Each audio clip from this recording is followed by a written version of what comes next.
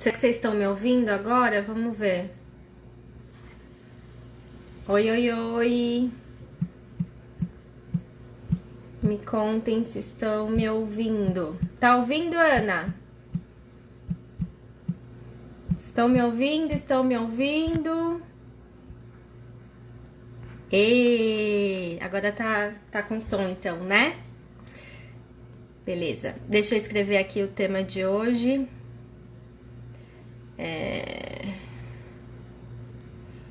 Ingredientes.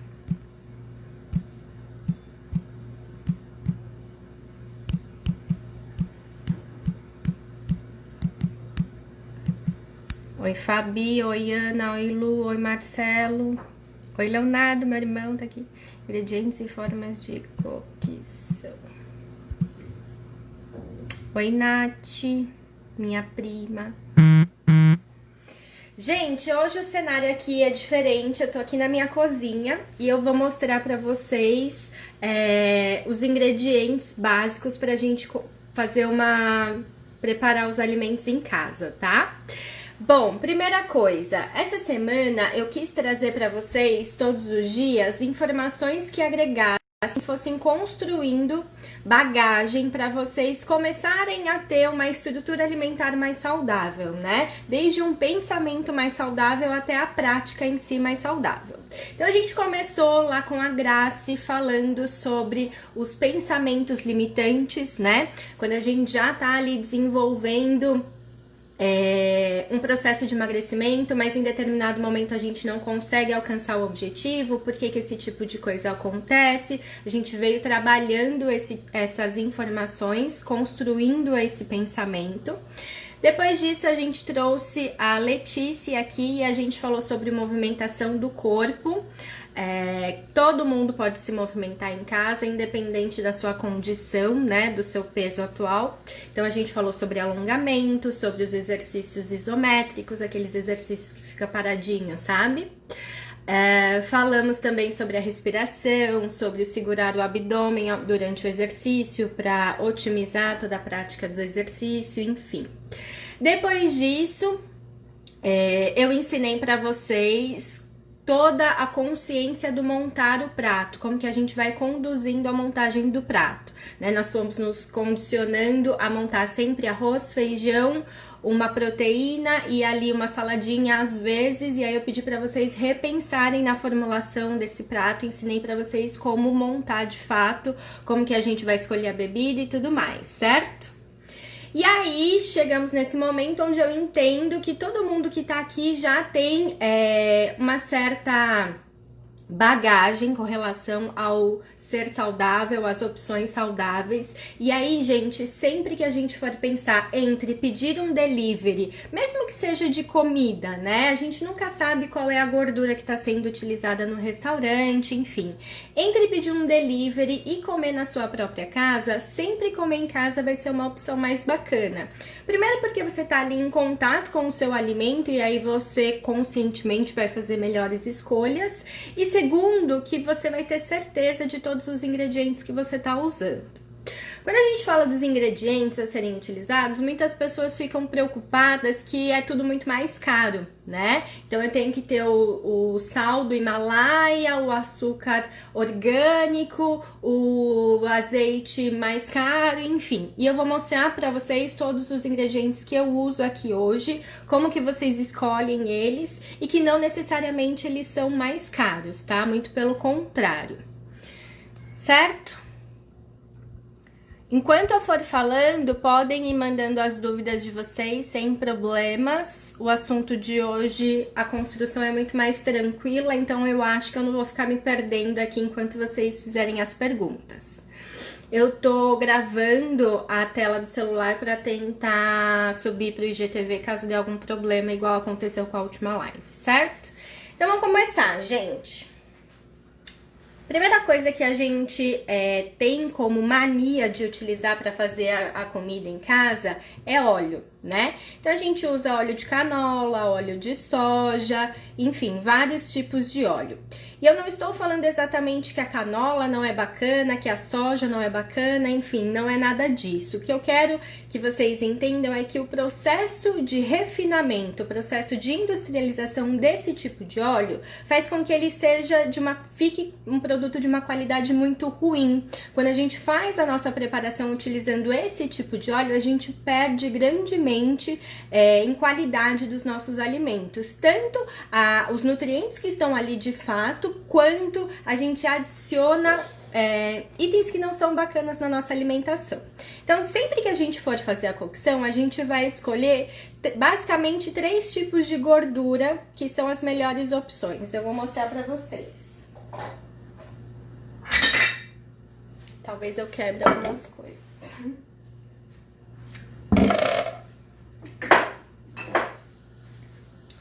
Bom, primeiro a manteiga.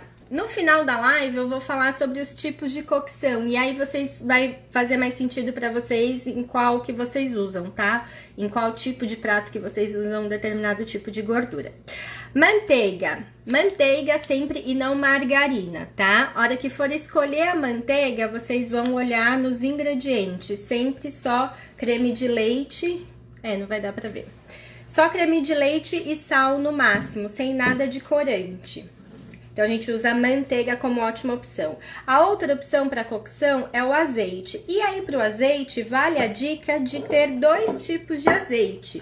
Um que você vai usar nas preparações que você tem um contato com o sabor daquele azeite de uma forma mais clara. Então, por exemplo, temperar a salada. Você usa um azeite que você gosta mais. Eu não vou falar em caro e em barato porque isso é uma coisa muito relativa, né? Mas aqui eu tenho 2 opções onde um custa mais, o preço é mais elevado, e um tem o preço mais baixo. Esse daqui que tem o preço mais baixo, ele não tem um sabor tão bacana, mas ele ainda é um azeite. E aí eu uso esse azeite aqui para as minhas preparações onde eu vou fazer cocção, né? Então ou eu vou refogar alguma coisa, ou eu vou colocar um pouquinho de azeite para o alimento que tá indo ali no forno, enfim. Eu vou usar esse tipo de azeite que é um pouco mais barato. Toda vez que for comprar azeite, prestem bastante atenção, porque lá no mercado, mesmo na área ali que só tem azeite, tem alguns itens que parecem azeite, mas eles são óleos, e aí eles têm, sei lá, 5% de azeite. Parem para prestar atenção, tá? Porque isso pode acontecer. E aí você acaba comprando um óleo de soja mais caro e não aproveitando os benefícios do azeite, tá bom? Então, essa aqui é o primeiro tópico pra gente cozinhar. A gente não vai mais usar óleo de soja, óleo de canola, nenhum desses óleos de sementes, certo? A gente vai vir pro que é gordura animal e pro azeite. Para as preparações doces, o pessoal acha que pode ficar com um pouquinho de gosto. Eu acho que a manteiga sem sal, ela não fica com gosto, tá? Mas para quem ainda acha, o óleo de coco é uma boa opção, tá? E aí, gente, o óleo de coco, algumas vezes você vai ver ele sólido e outras vezes ele vai estar oleoso. Quando tá frio, a consistência dele realmente fica sólida e a partir do momento que aquece um pouquinho, ele vai ficando em formato oleoso, tá bom? Falamos então sobre os óleos, as gorduras que a gente usa para cozinhar, certo? Na sequência, o que é importante vocês terem em mente? Vinagre. Eu sempre prefiro temperar minha salada com limão, mas vinagre super pode, não tem problema nenhum. Sempre que vocês forem escolher o vinagre de vocês, a mesma regra dos produtos industrializados de sempre. Cadê? Ó, esse aqui, fermentado acético de maçã e água. Só tem isso. Percebam o que tem na lista de ingredientes dos vinagres que vocês têm aí em casa, tá? Sempre escolham aquele que tem menos ingredientes possível. E aí pode usar vinagre tranquilamente para fazer o temperinho de vocês. Sal. Vamos lá. Para todo mundo que tem dúvida se usa o sal do Himalaia, sal white, enfim. Em geral, gente, o sal, ele tem exatamente os mesmos benefícios e os mesmos malefícios nos sais em geral. O sal que vem lá do Himalaia, o sal rosa, enfim. Nenhum desses tipos de sal tem embasamento científico forte que comprove que ele é melhor do que os outros. E normalmente ele é mais caro. Eu fiz até uma comparação nessa minha última compra e o sal grosso rosa, ele era 5 vezes mais caro que o sal grosso branco. Então, como já não tem comprovação científica de que ele é melhor, não vale a pena mesmo fazer esse investimento, tá? Aí, o sal, eu uso esse sal simples mesmo aqui.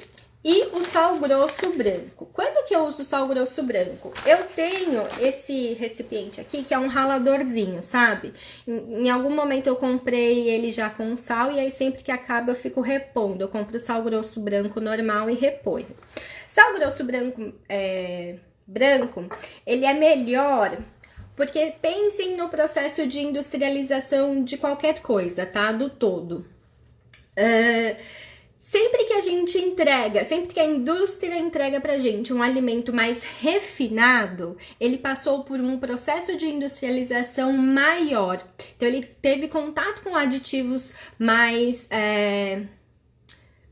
prejudiciais para a nossa saúde, digamos assim. Não tô falando que o sal você vai consumir e vai ser prejudicial diretamente, tá? Não é... Lembrem-se que nunca é uma coisinha só que faz o nosso estado de saúde acontecer. Mas...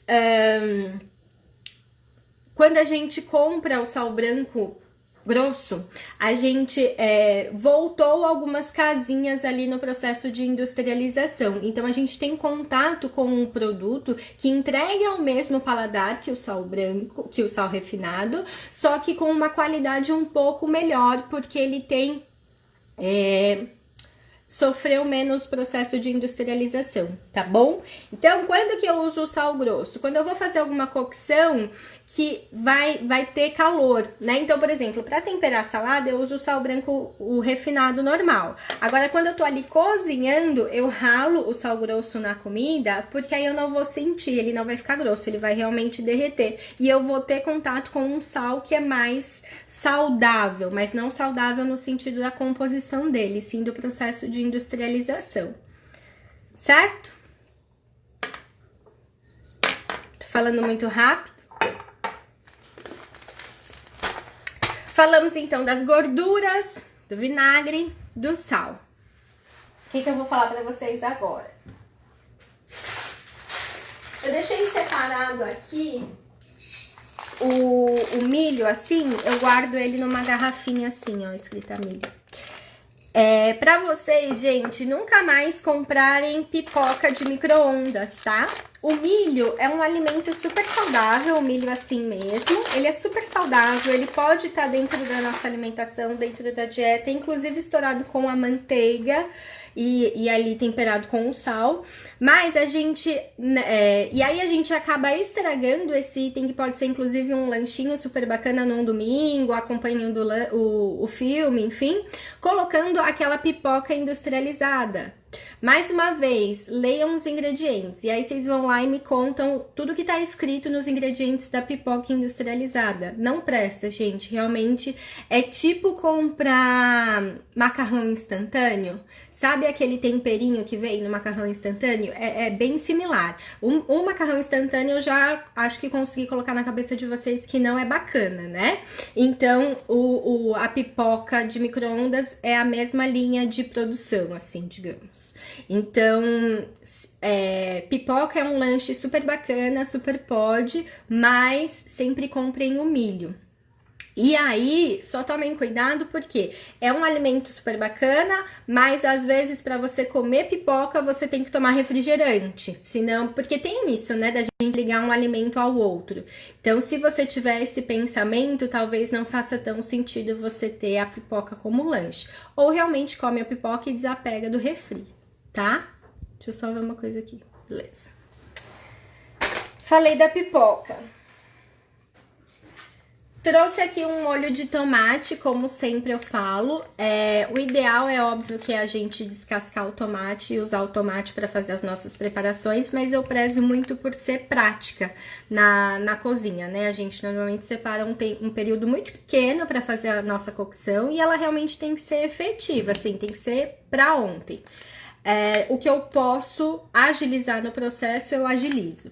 Então, o molho de tomate, eu achei esse daqui, ó, que os ingredientes... Deixa eu pegar aqui. Que também não vai dar pra vocês lerem, obviamente, mas os ingredientes tá escrito só tomate. Não tem mais nada aqui dentro. Esse tipo de produto, extrato de tomate, molho de tomate, enfim, é um tipo de produto que a gente se engana muito comprando de marcas distintas, tá? Tem marca que é super famosa, que é até mais cara e que tem um monte de tranqueira dentro da embalagem. Então, leiam a embalagem aí de vocês. Quem tá aqui me acompanhando, podia ir lá pra cozinha de vocês e enquanto eu falo, vocês irem dando uma olhada nos ingredientes dos produtos que vocês têm aí, né? Pra ver se faz sentido ou não. O que não for bacana, gente, marca pra vocês não comprarem ele de novo, né? Porque, óbvio, a gente já comprou, a gente vai usar normalmente, ninguém vai ficar jogando fora. Mas muitas vezes, a hora que a gente for fazer compras de novo, a gente não vai se atentar a isso. Lógico que agora você vai chegar no mercado e você vai ler ingredientes, né? Mas, enfim, já marca a marca que você pode e a que você não pode. Que mais? Vou falar de alguns temperos. Vamos falar de temperos básicos, além de todos esses que eu já falei pra vocês, né, que compõem muito bem o sabor da preparação, então o azeite, a manteiga, o sal. O que eu sempre costumo usar é o açafrão ou cúrcuma, dá na mesma. Preciso de uma aula pra traduzir os rótulos, não entendo nada. Fabi, se você não tá entendendo, é sinal de que os produtos que você tá comprando não são tão bacanas. Por quê?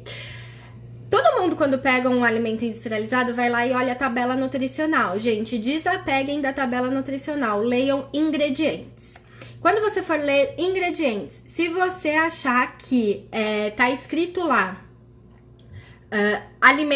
nomes que você não conhece, que você não sabe o que significa, então acidulante, edulcorante, enfim, tudo que soa estranho é aditivo químico. Então, se é um alimento que não tem jeito, eu tenho que consumir com esse tipo de aditivo, beleza, né? Fazer o quê? Agora, se eu posso evitar e escolher um alimento que vai ter menos aditivos possível, essa é uma boa sugestão, né? Isso de você... Tem algum item que eu não tô entendendo, esse nome tá estranho, eu já tiro ele da minha lista de escolhas. A Mari perguntou macarrão com menos calorias. Mari, em relação a macarrão, o que você tem que menos se preocupar é com relação às calorias. O que você tem que se preocupar é o tipo de carboidrato que tá compondo aquele macarrão. Macarrões especiais, então vindos não de farinha branca. Tem que dar uma olhada nesses macarrões mais alternativos. Macarrão não é uma coisa que a gente come todo dia, então vale a pena dar uma investida e escolher em um produto mais de qualidade, assim, que pode ser um pouquinho mais caro, mas vai ser de uma qualidade melhor. E aí você vai escolher isso lendo os ingredientes. Cai o atum enlatado em água, não é saudável? É sim, Gi, só que entre o atum em água e o atum em óleo, é melhor que você consuma o em óleo, tá? Porque ele tem uma condição de... Existem alguns minerais ali no atum que a gente não quer ter contato no nosso organismo. Quando a gente deixa ele no estado em água, a gente aumenta esses itens. Quando a gente deixa em óleo, a gente diminui esses itens. Ainda assim, o atum em lata é uma opção muito saudável. Só que se você tá ali e vai escolher entre um e outro, vai na opção de óleo, que é mais saudável, tá? Falando dos ingredientes, então, esse daqui é o açafrão ou cúrcuma, né? Dá na mesma o nome. E esse, gente, a cúrcuma longa, a curcumina, enfim, o ativo princípio ativo da cúrcuma, ele é assim extremamente rico, é um antioxidante muito importante para o nosso organismo. Vale a pena a gente colocar ele no nosso dia a dia. Eu, particularmente, não acho o sabor do açafrão tão saboroso. Então, eu coloco sempre um pouquinho. E eu normalmente coloco ele no meu shot matinal. A gente pode falar de shot também, se vocês quiserem. Falando Perdi o que eu tava falando, vou pro próximo, depois eu volto no vídeo. O que eu tenho aqui também? Pimenta do reino preta. É mais um alimento desses que... É mais um recipiente desses que rala na hora, sabe? E é importante, gente, tomar cuidado com tudo que você vai comprar que é em pozinho. Costuma conhecer a marca que você tá comprando, costuma ler os ingredientes. Se for comprar, por exemplo, na feira, sabe? Que, querendo ou não, a gente não sabe a procedência daquele saquinho com aquele pozinho. Então, tomem cuidado. É mais interessante comprar no mercado vindo de um processo, assim, mais de qualidade, sabe? E aí, sempre leiam os ingredientes. Lembrei que eu ia finalizar falando da cúrcuma. Tem gente que ainda usa coloral em casa, sabe? Alguns alimentos que não tem uma corzinha tão bacana, acaba colocando coloral pra ficar mais coradinho, tipo frango, tipo arroz, sei lá. Coloral, em geral, é um aditivo químico que não faz nada bem, né? Só é ruim. Então, substitua um coloral pela cúrcuma, porque ele tem uma capacidade muito forte de dar cor pro alimento, tá? Eu coloco cúrcuma no arroz integral, muito bem, Nana Adriana. E aí, Adriana, vale a pena só dar a dica de, se você consome o arroz integral porque você gosta, perfeito, maravilha. Agora, se você consome o arroz integral porque você acha que é melhor que o arroz branco, não faz tanto sentido, tá? Eu tenho um post aqui onde eu já demonstro, coloco as informações nutricionais de ambos. E é a mesma coisa. O arroz integral, ele tem um pouquinho a mais de fibra, mas é uma quantidade ridícula, que não vai agregar em nada no seu plano alimentar. Aqui eu tenho páprica picante, que eu sempre gosto de usar, acho delicioso. Orégano. E eu sempre tenho alguma erva in natura, tipo salsinha, cebolinha, coentro. Nesse momento eu não tenho nenhuma, porque eu faço compra de fruta, verdura e legume na segunda-feira. Então, nesse momento, eu não tenho nenhuma pra mostrar pra vocês. Mas, falando desse tipo de tempero, eu sempre compro ela, já até mostrei aqui. Eu coloco num recipiente com água. E aí, ele acaba durando mais dessa forma. Todos os dias você tem que descartar a água, colocar uma água nova. E aí dura, que é uma beleza. Principalmente a salsinha, dura bastante mesmo. Claro que eu não lembrava de descartar a água todos os dias, né? Mas essa é a orientação. Ricardo tá perguntando se a curva glicêmica do arroz integral é igual ao do branco. Igualzinha, Ricardo, não faz diferença. É assim, gente, entre o arroz branco e o arroz integral, a única diferença, depois eu vou até colocar o post que eu fiz disso nos stories pra vocês verem com mais facilidade. A diferença do branco pro integral é que o integral tem um pouquinho mais de fibras, né? Ele é vendido como o dobro de fibras, mas a quantidade é tão pequena, essa quantidade de fibras, que não compensa a carga glicêmica do arroz, né? Então, assim, quer comer arroz integral porque gosta, acha saboroso, beleza. Agora tá comendo porque acha que é mais saudável que o branco, tá fazendo o esforço desnecessário, tá? Mostrei, então, os temperinhos que normalmente estão no meu dia a dia.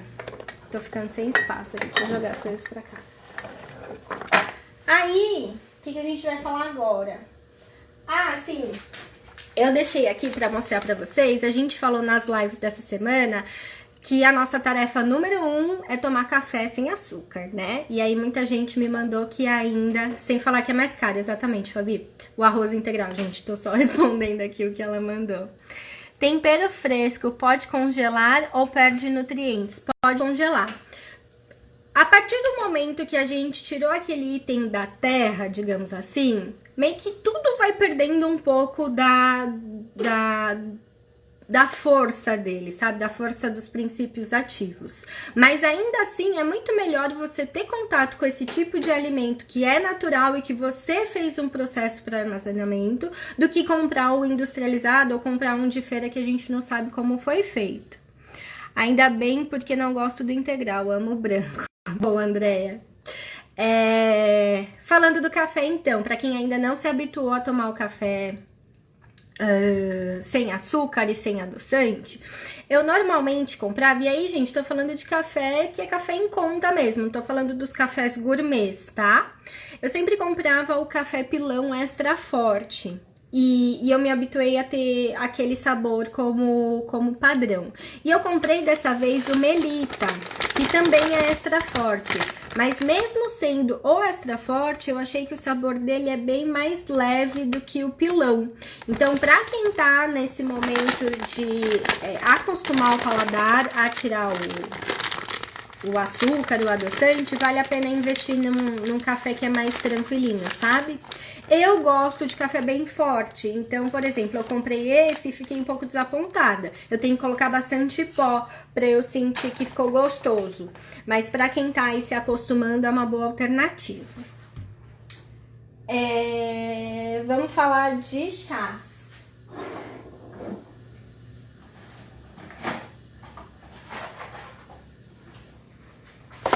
Peraí. Falando de chás. Na verdade, só pra concluir... Ai, eu não deixei aqui a minha canela em pau.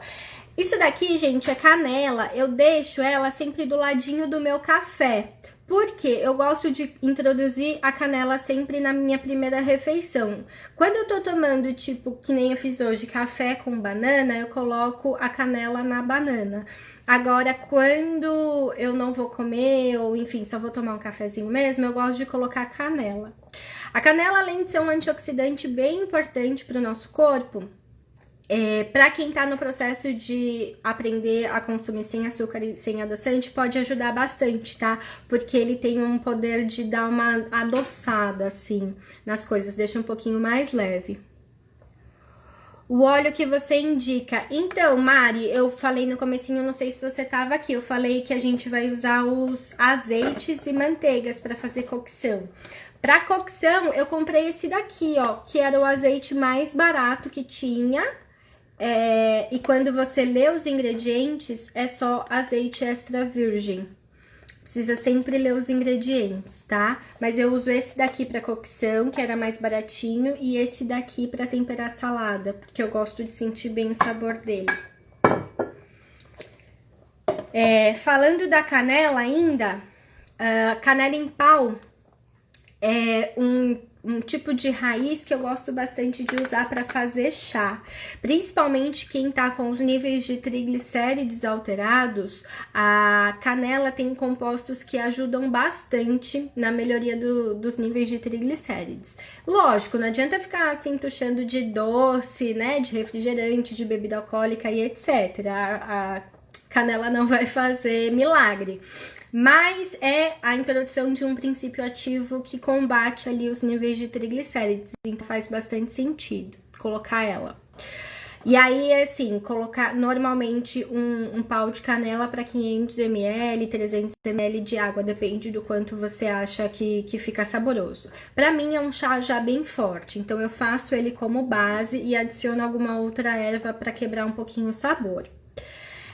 Sempre tenho também alguma erva em casa. Deixa eu ver se eu ainda tenho. Sei lá. Tem um pouquinho aqui. Aqui tem alecrim seco.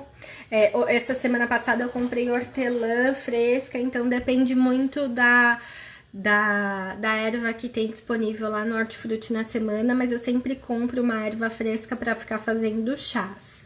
Falando sobre chás, gente, a gente vai ter uma live essa semana. E a gente vai falar bastante sobre fitoterápicos, tá? Eu vou trazer, inclusive, uma farmacêutica e é importante o olhar do farmacêutico também sobre os fitoterápicos. E uma forma bacana da gente ter contato com esses fitocomplexos, né? Com esses princípios que só fazem bem para o nosso corpo é através dos chás. Qual o melhor horário para tomar chá de canela? Marcelo, até umas 3 horas da tarde no máximo. Porque o chá de canela, ele é energizante. A partir das 4 horas, não é interessante dar nada muito energizante para o nosso corpo. Na verdade, é interessante a gente ir preparando ele para o descanso. Então, até umas 3 horas, beleza. Tanto o chá de canela quanto de gengibre, que também vale bastante a pena consumir, não só por ser um diurético bacana, mas por ajudar bastante no sistema imunológico, tá? Os níveis de saúde em geral. E aí, falando dos chás de sachêzinho. Chá de sachêzinho, gente, não tem problema, assim, consumir eles, né? Só que em cada sachê a gente tem o princípio ativo um pouco mais fraquinho. Então, não adianta você fazer um chá com um sachêzinho só, que vai ficar um chá pobre, né? Pensando em princípio ativo. Faz um complexo de sachês ou coloca mais de um sachê do mesmo sabor. O que eu tô usando nesse momento, a minha rotina de chá é sempre assim. No período da manhã, eu vou usar canela, gengibre e alguma folha que eu tenha comprado, né? Alguma erva natural que eu tenha comprado, como essa semana foi de hortelã, vamos ver o que vai vir essa semana. Pode tomar chá de hibisco e chá verde todo dia? Pode. Agora, o chá de hibisco, a não ser que você esteja tentando engravidar ou esteja grávida, ele não pode ser consumido. Mas se você não está nesse momento, pode consumir sem problema. Ele é um ótimo diurético, tá?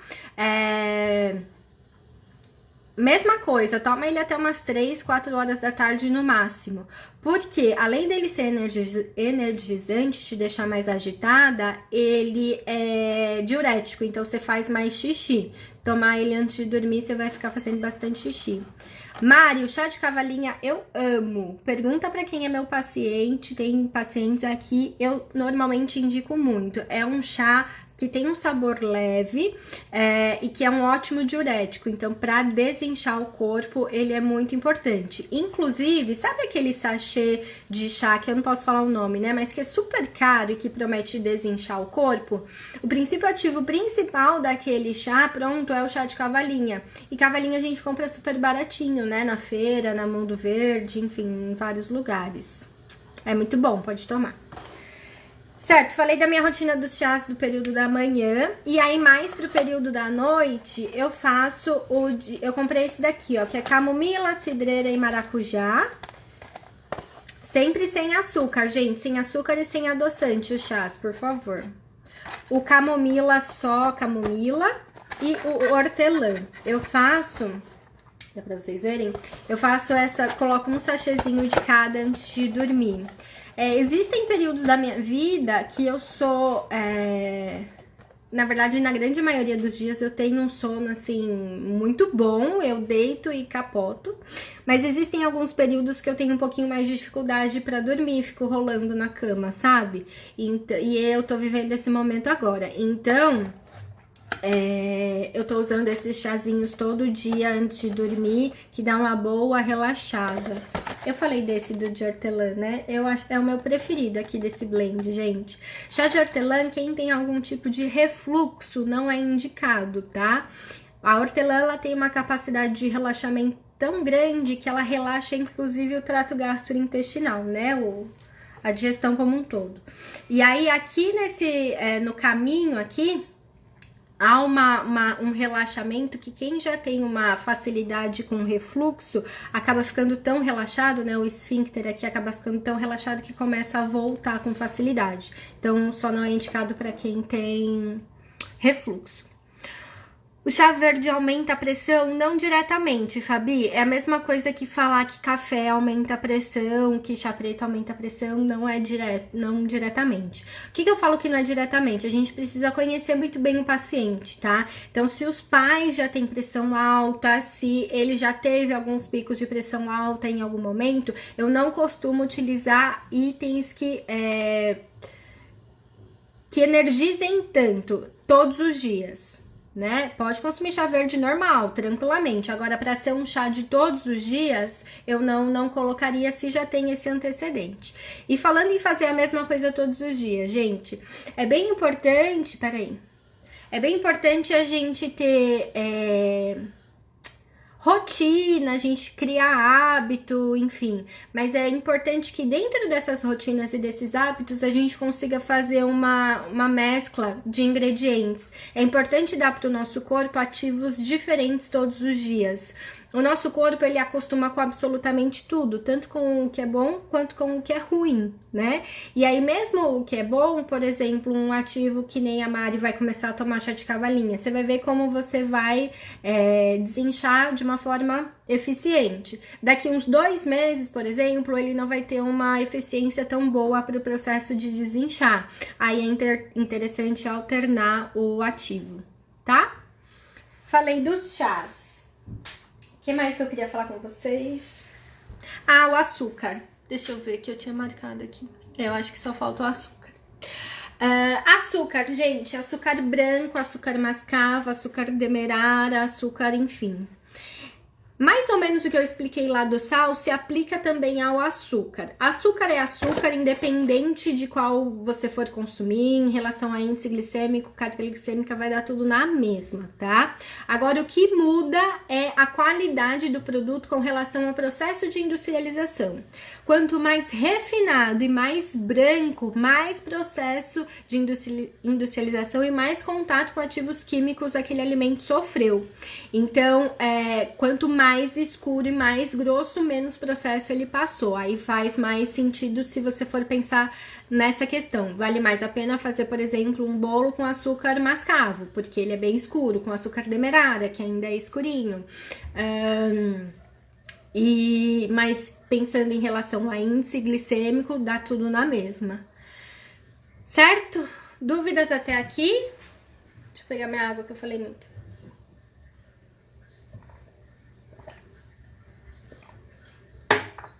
Tudo tranquilo aí? E aí, gente, só pra gente concluir, então, falar sobre os processos de cocção na cozinha. Vocês entenderam a bagagem de coisas que vocês vão começar a ajustar já na próxima compra de vocês, né? E vocês vão ter na casa de vocês. Qual que é a consciência de como que vocês têm que comprar. Em relação aos queijos, qual é o melhor? Depende, Marcelo. Quanto mais amarelo, mais gordura eu tenho. É complicado eu falar isso porque vocês vão começar a achar que o queijo amarelo é ruim, mas não é isso.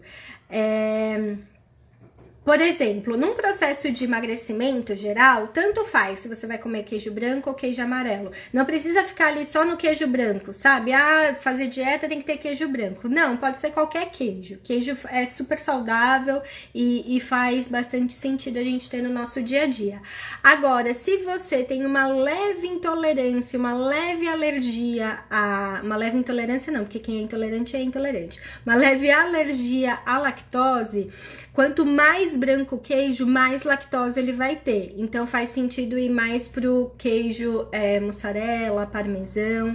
E eu tô falando dos queijos de pedaço, tá? Não tô falando, por exemplo, de cheddar. Esses queijos que já tem uma textura mais cremosa, eles passaram por um processo que fez com que eles deixassem de ser saudáveis, tá? A gente tá falando do queijo pedaço mesmo. Quando a gente fala de queijo, gente, parmesão, por exemplo, fiquem bem atentos com o queijo parmesão ralado que vocês compram. Leiam os ingredientes. Eu comprei um recente, deixa eu ver se tá aqui.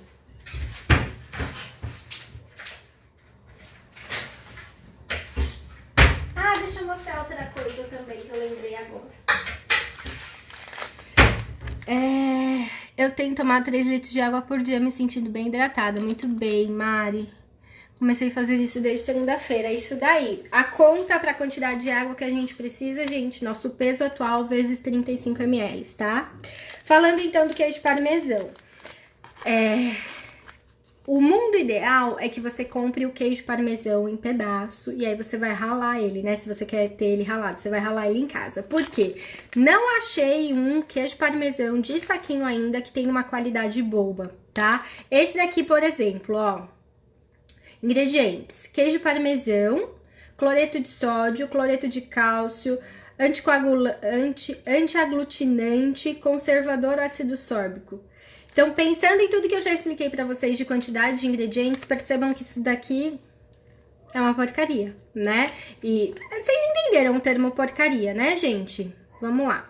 É muito melhor que eu compre o queijo parmesão puro e faça o processo de ralar. Tem que tomar cuidado na lista de ingredientes quando for comprar queijo. Ah, e só mais uma coisa, lista de ingredientes. Tudo que tem no alimento tá sempre listado na lista do que tem mais pro que tem menos. Então, nesse caso aqui, pelo menos o primeiro ingrediente é queijo parmesão. E aí depois vem as outras coisas. Percebam, gente, tem um monte de shake, um monte de coisas desse tipo, que o primeiro ingrediente é açúcar. Não é nem o próprio ativo ali do shake, tá? E açúcar, quando vocês lerem maltodextrina, nada mesmo. Acabei de olhar isso no meu queijo ralado também. O meu tem queijo parmesão. Só tem queijo parmesão, Isa? É isso? Se for, indica a marca aqui pra gente. Uma coisa que eu queria falar com vocês é sobre gelatina, gente. Lembrei agora. Então, Marcelo, o queijo tem que tomar cuidado. Quando você escolhe comer ele, tipo, não é um item que dá pra pôr em toda a preparação, sabe? Todos os dias. Falar de gelatina, gente. Sabe aquela gelatina de potinho, de caixinha, de uva, de morango e etc? Em geral, todas elas são muito ruins. Parmesão e queijo tropical, porém tem antiglutinante. Pelo menos tem um item só químico, né? O meu tem um monte aqui. Fala aí qual que é a marca, Isa, já pra ajudar o pessoal. A gelatina, gente, ela é cheia de açúcar, cheia de corante, cheia de aditivos químicos. Mesmo a gelatina diet, ela não tem um açúcar, mas ela tem o pior adoçante artificial possível. Então, tomem cuidado com a gelatina. Todo mundo fala, coloca tá de dieta, a sobremesa é a gelatina, sendo que não é um alimento saudável. O que é saudável? Gelatina incolor. Quando você vai ler a lista de ingredientes, deixa eu ver se eu acho aqui, que é bem pequenininho. Aqui. Só gelatina, tá escrito, ó, só gelatina. E tem que tomar cuidado também, que tem gelatina incolor que tem mais coisas do que só gelatina, tá? Eu comprei isso daqui, mas essa semana eu vou explicar pra vocês. Eu vou fazer uma balinha de colágeno e aí depois eu mostro pra vocês. Vai ficar super bacana. Eu tenho percebido que muitos pacientes têm consumido muita bala, até pra dar uma enganada na ansiedade, na fome, enfim, como uma alternativa pra ser mais saudável, vai pra bala. Tem bala, tipo, bala e chiclete. Eu vou fazer essa balinha aqui de colágeno que vai ficar bem bacana e depois eu mostro pra vocês se ficou gostoso. Eu vou fazer ela com suco de uva integral. Então vai ser só coisa boa dentro da balinha. Certo, vamos falar das cocções, né? Nenhuma dúvida por enquanto. Gente, todo alimento que a gente vai fazer, a gente já entendeu aqui a bagagem de coisas que a gente precisa ter ou não. Quando a gente for cozinhar, um único alimento, ele pode ter sabores diferentes de acordo com a forma que você cozinha ele.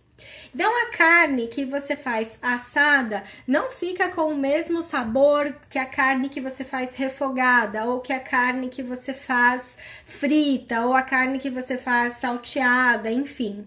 Então, busquem as pessoas ficam muito chateadas, né? Eu não aguento comer mais a mesma coisa.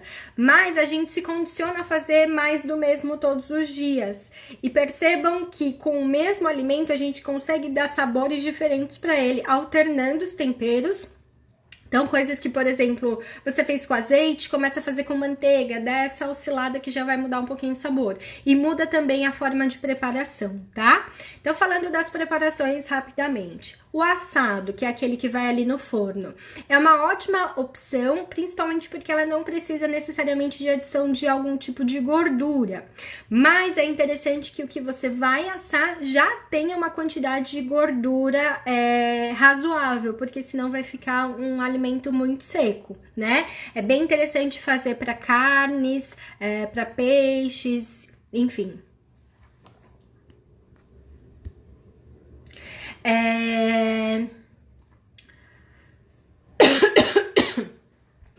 O grelhado, gente, grelhado normalmente Ele dá para o alimento aquela corzinha diferenciada, aquela sensação um pouco mais de tostado. A gente precisa adicionar a gordura para fazer um grelhado, mas é uma quantidade pequena, então é uma alternativa boa. Pega aí o que você tem mais gostado de cozinhar, sei lá, filé de frango. Que eu acho que não deve ser isso, mas filé de frango. Dá pra fazer o frango, então você vai comprar a sobrecoxa e fazer ela assada, sabe? Deixa temperadinho, você tempera à noite e aí faz no dia seguinte. Tempera, deixa na geladeira e faz no dia seguinte. Fica muito bom. Não precisa ficar só ali no filé de frango sempre, sabe?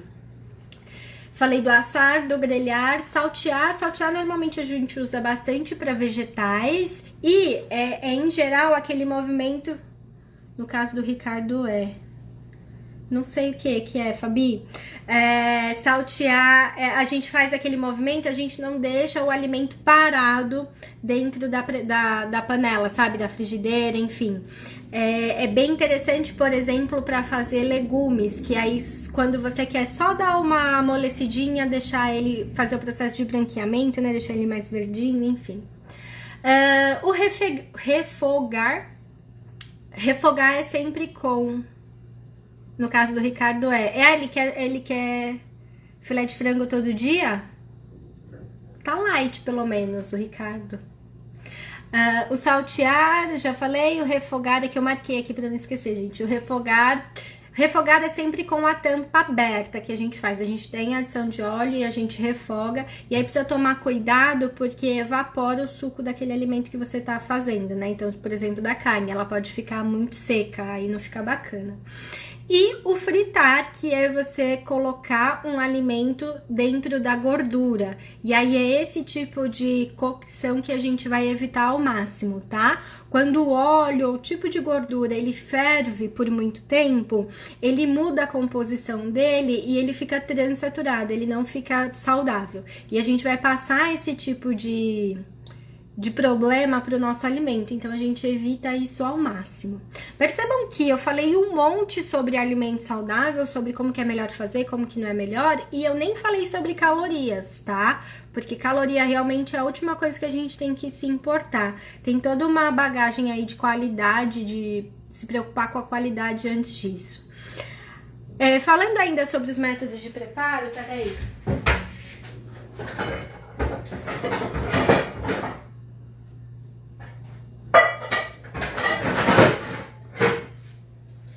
Uma coisa que eu uso bastante aqui é a minha air fryer, dá pra vocês verem ali, ó, tá ali. Eu gosto bastante de fazer as coxinhas de frango, né? Tanto o drumê, a coxinha, quanto a tulipa, o meinho da asa. É sempre assim, não tive tempo de fazer nada, eu vou pegar do congelador direto, boto na air fryer, coloco um pouquinho, aí ela vai dar uma descongeladinha, aí eu abro, coloco sal, coloco cúrcuma, enfim, fecho, e aí, nossa, é muito rápido e fica muito saboroso, fica crocantinho, né? Muito bom. É importante vocês sempre ter uma panela, tipo essa daqui, como que chama isso daqui mesmo, gente? Eu não lembro esse material, me ajudem aí. Porque esse material aqui faz com que o alimento não grude, então eu não preciso adicionar nada de gordura. Lembrando que dessas gorduras que eu falei aqui pra vocês, nenhuma gordura é ruim, tá? As gorduras são boas. Mas se eu tiver num plano onde eu tenho que dar uma controladinha na quantidade de calorias, Teflon, será que é Teflon, tá? Não sei.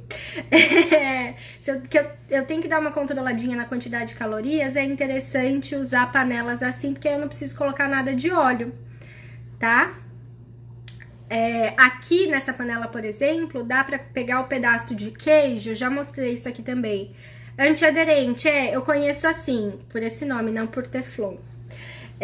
Colocar o pedaço de queijo pra tostar aqui, que ele não vira não fica aquele derretidão, sabe? E aí você consegue fazer igual uma torradinha, de repente você põe as coisinhas em cima do queijo. E aí você elimina toda a parte vinda ali do pão, de torrada, dessas coisas. Beleza, gente? Deixa eu ver quanto tempo falta. 8 minutos. Vocês têm mais alguma pergunta? Deixa eu ver se tem mais alguma coisa que eu possa mostrar. O ideal é antiaderente na base de cerâmica. Não sei, Fabi, você tá falando, a gente acredita. O que acontece, gente? As panelas, elas têm uma capacidade de transferir um pouco da composição dela para os alimentos. Eu não estou entrando nesse detalhe aqui. Porque se a gente for pensar em todos esses detalhes, talvez a gente se prive demais de ir para a cozinha e começar a cozinhar pensando em qualidade, sabe? Por exemplo, quando eu falo dos processos de cocção, é o Ricardo quem disse. Quando eu falo dos processos de cocção, tem processos que geram itens que não são tão bacanas na proteína, enfim, mas eu não tô levando para esse nível a conversa, porque a gente não vai se preocupar com isso nesse momento, a gente vai se preocupar em começar a cozinhar, a ter contato com a alimentação saudável, com comida de verdade. Que queijo que eu uso? Eu uso o queijo para fazer isso de fritar, o queijo branco sem seminas, sabe? Porque ele é bem durinho, eu gosto. Você fez isso e colocou as coisinhas em cima, fica mara, né? O que mais além do queijo posso usar no lugar do pão? Então, depende para que tipo de preparo você quer fazer. A tapioca é uma boa opção. A tapioca é uma boa opção com relação a menos glúten, mas em relação a índice glicêmico dá na mesma. Eu gosto da tapioca como opção. Quase sempre eu faço uma crepioca, que é o ovo mais 2 colheres de tapioca. Fica ótimo. Massa de pastel, não consigo ficar sem. Corto. Fabi, absolutamente nada na nossa vida a gente precisa cortar. Você precisa pensar se você come massa de pastel, com qual frequência você consome hoje. Seja muito realista com você. Preciso de massa de pastel todas as semanas, né? E todo fim de semana eu como. Então, começa a fazer o consumo só quinzenal. Massa de pastel, em geral, é só a farinha branca mesmo, assim. Não tem nada de valor agregado, sabe? De qualidade. É realmente ruim.